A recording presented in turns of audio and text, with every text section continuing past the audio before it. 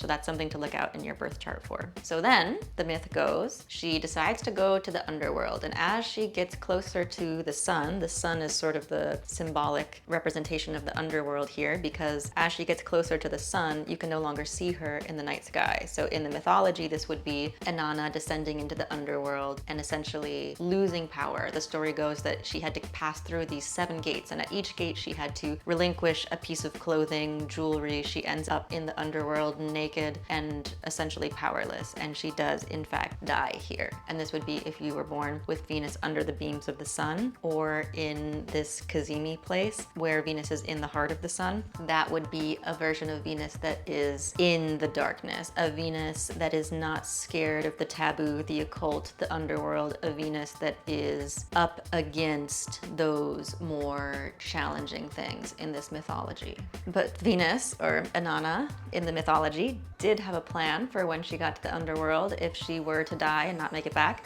she had a plan for someone to come save her and replace her with someone else so that she could return back to the earth, to the other godly realms. So this transpires and she does make it back out, and this would be when Venus is emerging on the other side of the sun. So after this Kazemi, after this conjunction, after Venus emerges from under the beams of the sun like this, she becomes instead a morning star. So now Venus is coming up before sunrise. So if you have the morning star version of Venus, then this would be the Venus who has been through it, who has died and been reborn, who has seen the dark, deep underworld and come back in this more mature, but also empowered, but also a little bit darker. Like now we have more of the war goddess version of Inanna on this morning star side of things, as far as this ancient 4,000-year-old myth goes.